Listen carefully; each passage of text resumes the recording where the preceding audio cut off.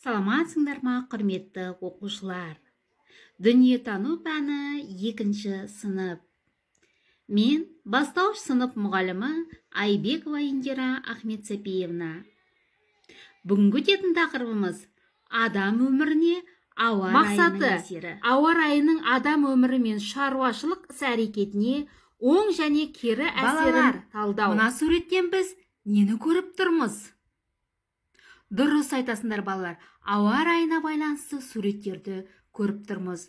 Бүгін біз сіздермен адам өміріне ауа райының әсері жайлы сөз қозғамақпыз.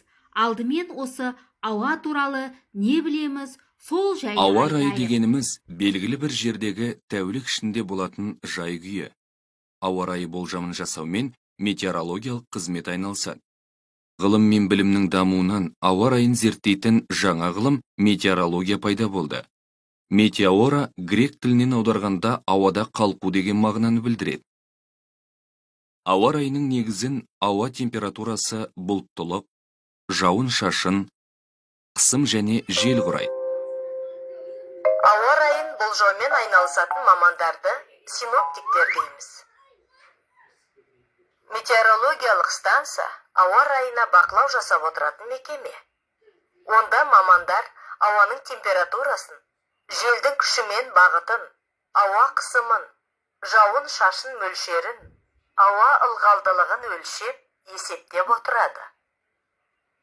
Синоптиктер жұмысы ең алдымен ұшқыштарға, теңізшілерге, ауыл шаруашылығы еңбеккерлеріне, көлік жүргізушілеріне көмегін тигізеді. Балалар, енді кітабымыздың 79-шы бетіне назар аударып, барлығымыз бірге оқиық.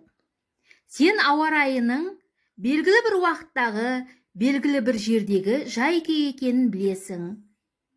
Ауа райын болжау үшін ауаның температурасын, желдің күшін, аспандағы бұлттың жағдайын, жауын-шашынның болатынын анықтайды. Халық арасында күн қызарып батса, ертеңгі ауа райы ашық, жайлы болады деген түсінік бар. Соны үлкендерден сұрап, сырын білуге тырыс. Өте ерте заманда адамдардың өмірі ауа райының тәуелді болды.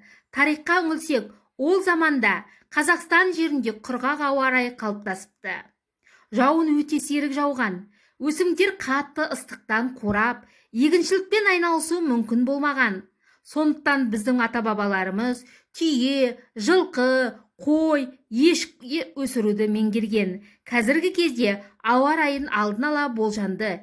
Өйткені жетілген жаңа техникалар пайда болды. Оқушылар өз беттерімен оқулықта берілген мәтінді оқып шығыңдар. Сосын мына сұрақтарға жауап беруге тырысайық.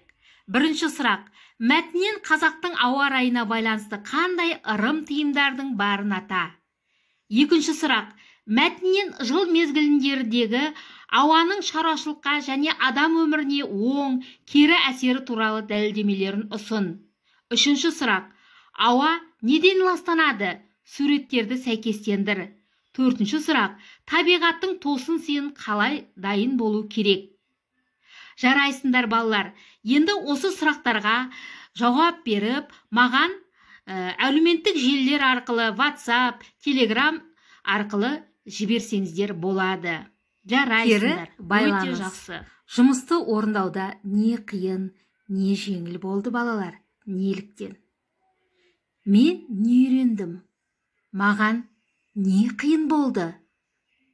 Саған сабақтың қай бөлігі ерекше ұнады? Оның себебі қандай? Шығу билеті. Оқушылар сабақ бойынша алған білімдерінді, не білгісі келетіндігін шығу билетіне жазып, маған жарайсыңдар балалар. Менің ақылдыларым бүгін сабаққа өте жақсы дайындалып келіпсіңдер.